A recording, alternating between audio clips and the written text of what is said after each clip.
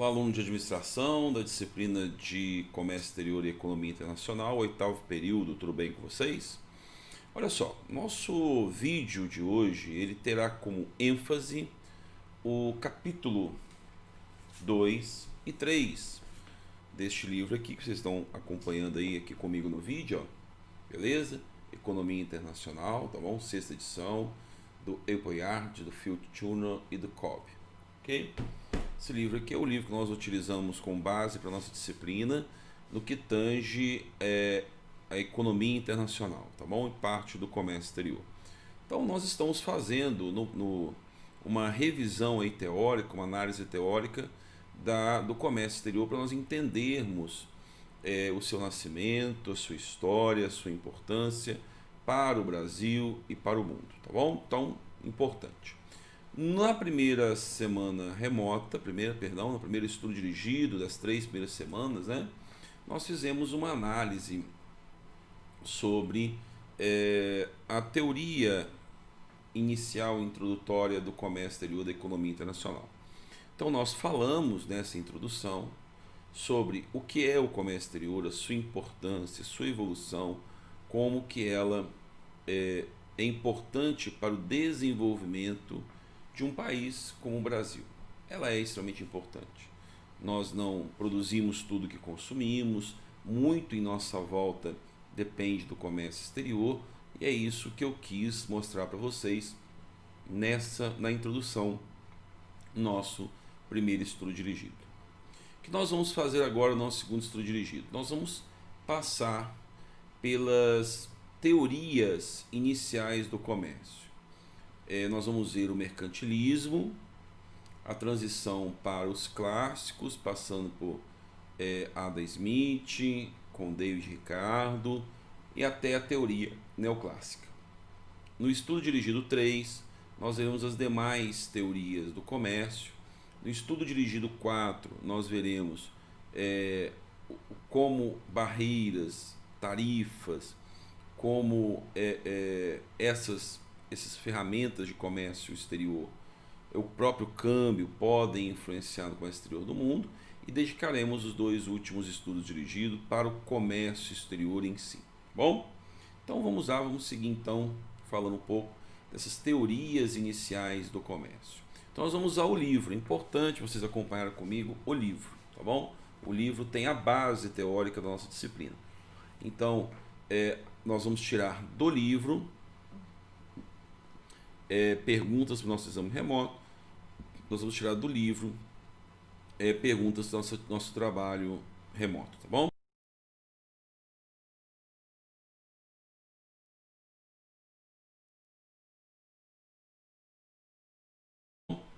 Então vamos lá, acompanhando comigo aqui o livro, nós vamos folheá-lo. Esse vai ser a base da nossa aula assíncrona, as chaves para o livro, tá bom? Para a leitura do livro. O livro, o capítulo 2 começa retomando algo que nós começamos a falar no estudo dirigido 1. O mercantilismo. Nós vamos falar de economia internacional, de uma certa forma, com o mercantilismo, tá? O mercantilismo não é uma escola, não é uma teoria. O mercantilismo é um conjunto de pensamentos, como a Europa pensava entre 1500 e 1750, e como ela pensava o seu comércio exterior, ok? Tem que ser visto dentro desse contexto histórico, tem que ser visto dentro dessa história. Uma Europa de governos absolutistas, de intensos conflitos esses que vão culminar com a Segunda Guerra Mundial, né? Nós vamos ver anos e anos, séculos e séculos de conflitos dentro da Europa, até ela ter o formato, o mapa que hoje nós estamos acostumados a ver dentro da Europa. Então o mercantilismo ele nasce ali. E o 1500 é um momento um momento importante nós vermos, porque é exatamente o momento onde as grandes navegações acontecem. Então, a busca do novo mundo, nós temos ali o pensamento renascentista, a cultura europeia começa a mudar e as grandes navegações passam a acontecer. Então, países como Portugal, países como Espanha, principalmente as grandes potências de navegação, partem em busca de novas rotas, partem em busca de comércio, esbarram com a América, e aí nós começamos uma exploração colonial das terras americanas, uma intensa exploração das terras africanas e uma exploração também de várias terras no continente da Oceania e da Ásia, principalmente da Ásia. Então, esse fluxo de ouro, de metais preciosos, de mercadorias que saem dessas colônias e partem para as suas metrópoles, a Europa basicamente, vão ser algo crucial do pensamento mercantilista.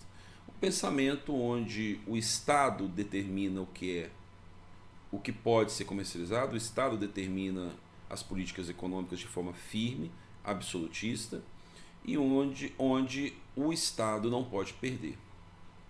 Certo? É o que nós chamamos de um jogo de soma zero, onde um país ganha às custas de outro. Uma metrópole ganha às custas da sua colônia, onde a economia se baseia basicamente na busca de metais preciosos e no ganho financeiro dos fluxos econômicos, ok? Isso é muito importante, tá joia? Continuando aqui no texto, ele vai falar um pouquinho, eu queria... veja que do lado aqui do livro tem vários apontamentos do professor, mas eu queria fixar uma frase importante que está aí, que é o seguinte: um exército forte, uma marinha naval e mercante forte. Marinha naval é a marinha de guerra, marinha mercante é a marinha de comércio, e uma economia produtiva foram decisivas para manter e aumentar o poder do Estado-nação. Então o mercantilismo foi base para o crescimento de várias nações europeias. E aí, como nós já falamos, Espanha e Portugal, passando por França e por Holanda, passando por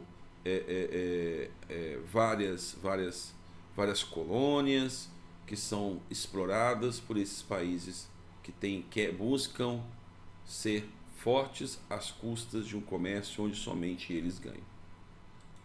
Muito bem, outro ponto importante que eu queria colocar para vocês, nesse parágrafo aqui, ó, são alguns pontos que estão em negrito. Primeiro, da teoria do valor-trabalho. Dentro do pensamento europeu daquela época, que é o pensamento mercantilista, um produto ele vale aquilo a qual tem de trabalho nele. Então, um produto vale o tanto de trabalho empregado para a sua produção. Quanto mais trabalhoso for um produto, quanto mais mão de obra necessita de um produto, quanto mais difícil de se processar um produto pela mão de obra, maior ele é, mais caro ele é. Ok? Então, esse é o pensamento. A mercadoria vale pelo tamanho do trabalho nele empregado. Outro ponto importante é a balança comercial sempre positiva ou balança comercial sempre favorável, que é algo que os estados buscavam. Sempre exportar mais do que importar. Sempre. E cada vez mais exportar mais do que importar. E outro ponto importante do pensamento mercantilista é um comércio, impor sobre as colônias, impor sobre os países a qual eles dominavam economicamente, uma balança comercial sempre negativa. Ok? Sempre esses países iriam importar muito deles, né? Mercadorias com maior valor agregado, e ele buscaria desses países, e principalmente das colônias, matérias-primas. Isso é importante, tá ok?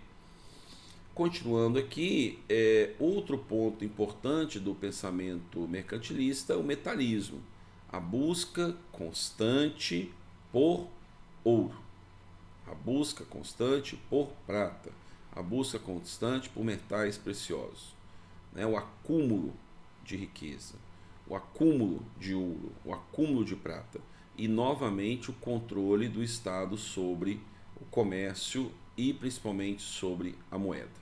Ok? Importante aqui, esse pensamento fica aí para que vocês possam ler outro aspecto importante do mercantilismo. Tá? Vamos seguir um pouquinho aqui mais adiante. E como funcionava o mercantilismo, o pensamento econômico mercantilista dentro do Estado, dentro do país. Um controle absurdo sobre o comércio e a produção, somente o Estado poderia regulamentar, somente o Estado poderia deixar alguém produzir algo, somente o Estado punha o dedo sobre o que pode e o que não pode ser feito do ponto de vista econômico. E também sobre a mão de obra. Então, sobre matérias-primas, produção, mão de obra, moeda, tudo sob a tutela do soberano do Estado. Essa é a política interna do pensamento mercantilista. Então, muito bem, para nós, esse é o pensamento mercantilista.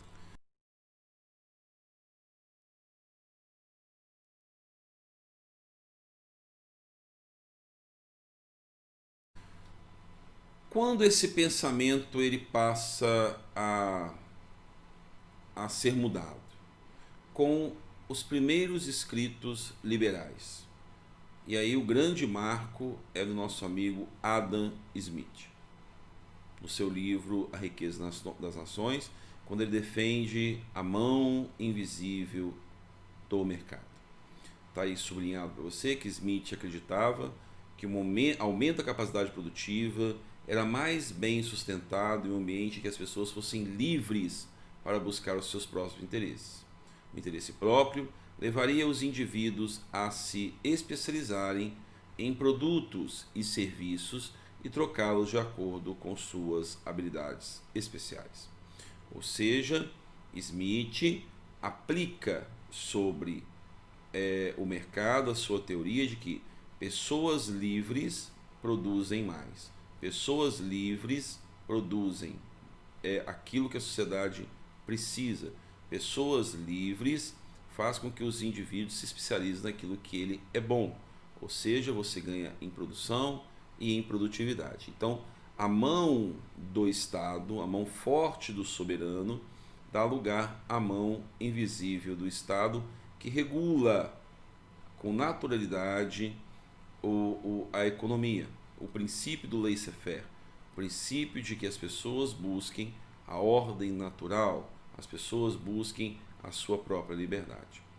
E aí, sobre a economia internacional, de forma clara, Smith aplicou sua ideia quando ele fala do conceito de vantagem absoluta.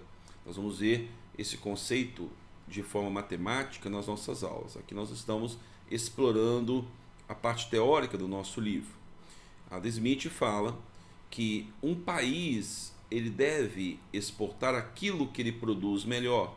E o que é produzir melhor? Aquilo que ele produz com menor emprego de mão de obra. Nós vimos lá atrás que o produto vale, nesse pensamento, o quanto de mão de obra ele emprega. Logo, se eu emprego pouca mão de obra e tenho maior produção, eu sou mais produtivo, logo meu produto é mais barato. Então eu exporto aquilo da qual eu sou mais competente, e aquilo que eu não sou tão competente, que eu não sou tão produtivo, que eu não sou tão eficiente, eu vou importar de uma nação que seja mais eficiente. E no livro dele ele dá exatamente esse exemplo do tecido e do vinho entre Inglaterra e Portugal. Portugal produz vinho com muito mais eficiência. Enquanto eu emprego 3 horas de trabalho para produzir um barril de vinho, Inglaterra emprega 4. Logo, eu posso vender, como Portugal, vinho para a Inglaterra e comprar da Inglaterra tecido da qual ela faz com muito mais eficiência do que eu, uma vez que ela emprega metade da mão de obra que Portugal emprega para a produção. Então, é a vantagem absoluta. Então, ele defende a liberdade para as escolhas, defende a liberdade de produção, defende a liberdade econômica e defende a liberdade para que possamos buscar em outros países produtos a qual eles produzem melhor, para que nós possamos pegar a nossa mão de obra e empregar naquilo que nós fazemos melhor, assim sendo mais eficiente e fomentando o comércio internacional. Então o Smith ele quebra esse pensamento mercantilista, né? Então aqui rapidamente o livro fala um pouco sobre Adam Smith, a sua história, que é extremamente importante. E aí eu coloquei aqui com uma nota importante do livro, com a minha letra, que todos os envolvidos ganham. A Inglaterra ganha, Portugal ganha, todo mundo vai ganhar com esse processo, né? É um jogo de soma positiva, isso é, todos os jogadores ganham, todo mundo ganha. Então olha que Adam Smith então primeiro teórico a romper claramente, provar matematicamente que o pensamento mercantilista é um pensamento que não leva à riqueza de uma nação, o acúmulo de ouro não leva à riqueza de uma nação, o acúmulo de metais não leva à riqueza de uma nação, o que leva à riqueza de uma nação é exatamente a sua produção, a sua produtividade, a sua capacidade de gerar riqueza através do trabalho dos seus cidadãos. E fantástico esse pensamento.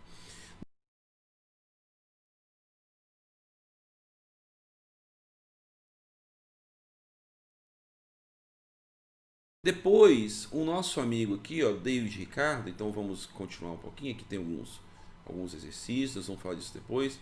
No capítulo 3, David Ricardo, então, vai avançar no pensamento de Adam Smith, ok? Vamos ver então esse pensamento de David Ricardo. Muito bem, o pensamento de David Ricardo é o pensamento da vantagem comparativa. Vamos compreendê-lo aqui, esse avanço do pensamento de Adam Smith. Então, vamos continuar o livro. Então, primeiro, esse capítulo é interessante que ele faz algumas observações. A primeira observação é que as trocas, o comércio exterior não fazem países ficarem mais pobres. O pensamento de que países exploram países. Não. O comércio é gerador de bem-estar econômico. Por quê? Porque obriga as nações, dentro de um processo de competição, a melhorar os seus processos, a fazerem produtos mais baratos, fazerem produtos melhores, produtos que atendem melhor o seu consumidor. Então, a partir do momento que você capacita a sua indústria, gera produtividade, gera mais eficiência, o país, ao contrário, ele tem que ganhar com o processo.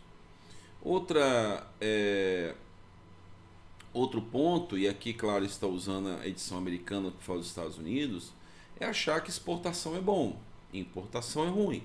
Exportar é bom, eu gero emprego, gero renda. Importar é ruim, que eu roubo negócios dos meus produtores nacionais e gero riqueza em outros países. Uma pergunta muito simples: não temos condição de produzir tudo o que consumimos. Haverá um país que fará um produto melhor, haverá um país que terá uma tecnologia melhor, e isso dentro de uma parceria onde você vende, você compra, né, e você vende, há um processo positivo onde todos ganham. Lembre, o comércio exterior tem que ser um jogo de soma positiva e não de soma zero, onde eu ganho e você perde. Diante disso, aparece no começo do século XIX a figura do David Ricardo, onde ele escreve no seu livro The Principles of Political Economy and Taxation, em 1817, onde ele afirma que os ganhos do comércio nacional não está apenas na vantagem absoluta de Adam Smith. No modelo ricardiano básico, aí vem alguns pontos, vocês vão poder ver, eu vou pular essa parte e vou direto aqui ao assunto. O David Ricardo fala da tabela da vantagem comparativa e não da vantagem absoluta. Observe o caso Portugal, Inglaterra, vinho e tecido. Veja que nesse exemplo, Portugal é melhor do que a Inglaterra, tanto na produção de vinho quanto na produção de tecido. Ou seja, Portugal ele emprega menos mão de obra na produção de vinho, ou seja, mais eficiente, e também emprega menos mão de obra no tecido, ou seja, também eficiente nos dois. Do ponto de vista da vantagem absoluta do nosso amigo Adam Smith, Portugal deveria exportar tecido e vinho para a Inglaterra e não comprar nada da Inglaterra. Porém, David Ricardo fala da vantagem comparativa. E aí eu tenho uma nota do meu lado aqui que é importante nós vermos. Mesmo tendo vantagem absoluta nos dois produtos, Portugal tem vantagem comparativa em um deles. No caso, ele tem vantagem comparativa no vinho e é interessante para ele comprar tecido da Inglaterra. O que vem ser a vantagem comparativa? Vem do sentido, do ponto de vista de que, mesmo você sendo bom nos dois produtos, tanto vinho quanto tecido, você será mais eficiente ainda, e aí com perdão do termo errado em português, né? Você será mais melhor, isso dói, né? Nossa professora Cláudia Condé ouviu um negócio desse, eu apanho. Você será melhor ainda, e aí eu vou de novo usar esse termo que fica fácil você entender. Você é melhor nos dois, mas você em um dos dois é mais melhor, é mais eficiente, tem ainda melhor eficiência, tem algo que você é melhor ainda. No caso, é melhor ainda é melhor ainda no vinho. Você é eficiente nos dois, mas no vinho você ainda é mais eficiente. Logo, é importante deslocar a mão de obra que estava empregada no tecido para o vinho, produzir vinho com mais eficiência e comprar tecido da Inglaterra, ok? Nós vamos ver melhor isso em sala de aula se ficou ainda confuso para você. Não preocupe, senão nós vamos ver isso matematicamente, fica mais claro. Por isso nós podemos falar que Portugal tem vantagem comparativa no vinho e vale a pena comprar tecido da Inglaterra, tá? Aqui não vamos entrar nesses pontos. Aqui também são pontos que nós vamos ver, continuando a explicação, tá? E aí, pessoal, David Ricardo também fala do equilíbrio dos termos de troca. O equilíbrio entre importação e exportação, a importância do equilíbrio entre exportação e importação. Não pode-se só importar, não pode só exportar, porque senão o fluxo de dinheiro pode causar para um país um desequilíbrio nos termos de troca, um desequilíbrio no câmbio e fazer com que haja problemas de distorção no mercado, né? Nós vamos ver isso muito, muito claro. Quando há muita entrada de dólar, por exemplo, no país, automaticamente o dólar cai, fazendo com que os preços fiquem mais baratos. E aí esse equilíbrio ele acontece naturalmente. Então por isso o equilíbrio entre exportação e importação. Não buscar só exportar, não buscar só importar. Tem que haver um equilíbrio. O comércio exterior precisa desse equilíbrio. David Ricardo já diria isso aí, né? Aqui ele dá alguns outros exemplos de concentrações, não vem ao caso. De novo, continuando vantagem comparativa, né? É um comércio importante, é um ganho bom para todos. Todos os países ganham quando nós vamos compreender isso. Principalmente porque nós temos que saber que há países com limitação de recursos. Há países que são mais abundantes em mão de obra, há países que são mais abundantes em matéria-prima A, em matéria-prima B, né? Com isso, esses países A ou esses países B ganham mais, têm condição de produzir mais um produto, são mais eficientes de certa forma.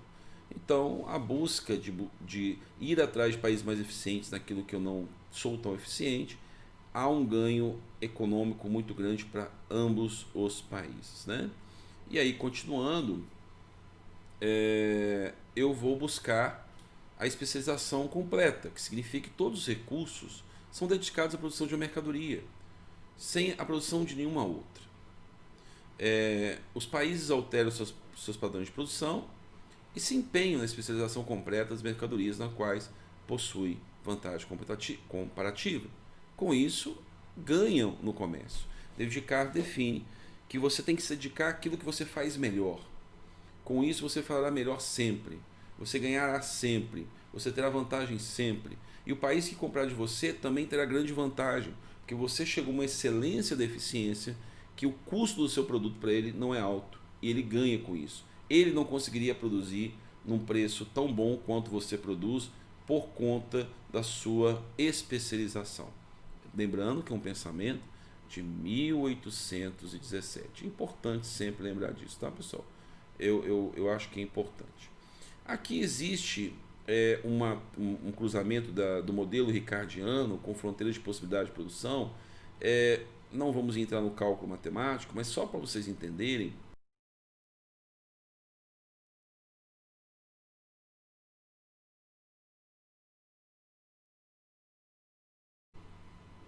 que quando há especialização, ok?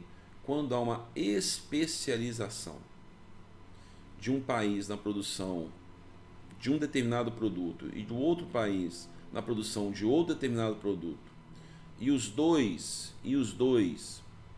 trocam entre si, há uma expansão da curva de fronteira de possibilidade de produção.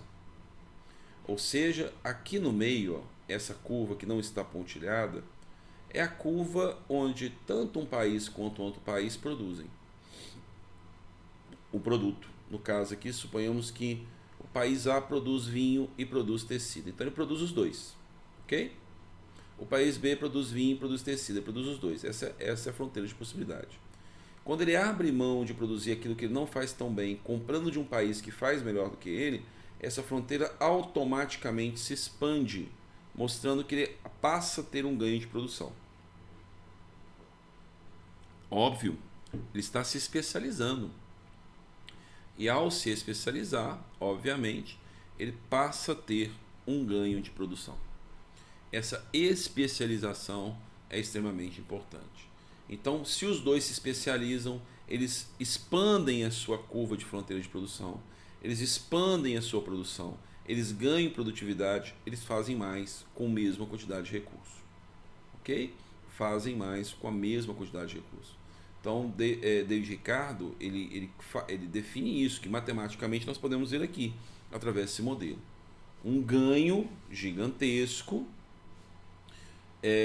um ganho importante. Você tinha a produção de 3.000 unidades de vinho e você automaticamente passa a produzir 3.600, 20% a mais. Aqui eu tinha, o país B produzia 8.000 unidades de tecido e passa a produzir 10.000. Eu ganho produção de vinho, eu ganho produção de tecido, eu faço mais barato, eu faço de forma mais eficiente. Então o país A e o país B vão trocar. O país A vende vinho para o país B vende tecido para o país A. Então, essa busca de especialização, esse comércio exterior, esse não querer produzir tudo aqui, não querer fabricar tudo aqui. Imagine se o Brasil queira fabricar todos os eletrônicos, parar de comprar de outros países e nós mesmos fabricarmos nossos computadores, nossos celulares em prol da indústria nacional. Obviamente você vai perceber que isso é impossível, nós não temos condição e nós não produziremos tão bem como outros países, tá bom? Então aí é um modelo matemático para mostrar tudo aquilo que foi explicado. Aqui é a explicação deste modelo. E aí nós finalizamos aí algumas observações importantes. Tem aqui uma colocação importante que eu gosto de colocar. Eu gosto de falar também que vai muito além do comércio exterior. E coloca o seguinte, ó. Isso incluiria a habilidade de adquirir capital e tecnologia estrangeiros e o impacto da recolocação comercial e de recursos na acumulação de economias. Além do mais, os benefícios sociais do aumento de contato com outros países e culturas poderiam ajudar a quebrar as correntes da tradição, outras necessidades, estimular o espírito empresarial, invenções e inovações. Ao ganho não material do comércio exterior, ok? Ao ganho não material do comércio exterior. Ao ganho não material do comércio exterior. Quem fala isso, por exemplo, é o economista John Stuart Mill. Ele fala que o comércio exterior ele faz com que nós ganhamos cultura de outros países, que nós aprendemos a trabalhar melhor com outros países, que tecnologia de outros países chegue ao nosso país, que correntes de tradição, que paradigmas sejam quebrados, que o espírito empresarial cresça, que inovação aumente, que pessoas ficam motivadas a melhorar quando tem contato com produtos e com culturas de outros países. Então, há o ganho estatístico, ganho matemático, ganho financeiro, mas também ao ganho cultural do comércio exterior. Muito bem, pessoal. Tá aí o resumo, então. Fechamos, né, essa rápida passagem aqui pelo livro, para que você possa acompanhar, para que você possa ver. Recomendo uma leitura aqui do livro, é dele que nós vamos tirar as nossas atividades. Quis trazer aqui porque é muito rico, muito importante. Eu quero que vocês acessem esse material e na sala de aula nós vamos para a parte prática disso tudo que nós falamos aqui, buscando fazer mais exercício, entendendo melhor como o comércio exterior, no pensamento de Adam Smith, no pensamento de David Ricardo, é benéfico para as nossas economias, para a nossa cultura, tá bom? Um grande abraço para vocês e até a próxima.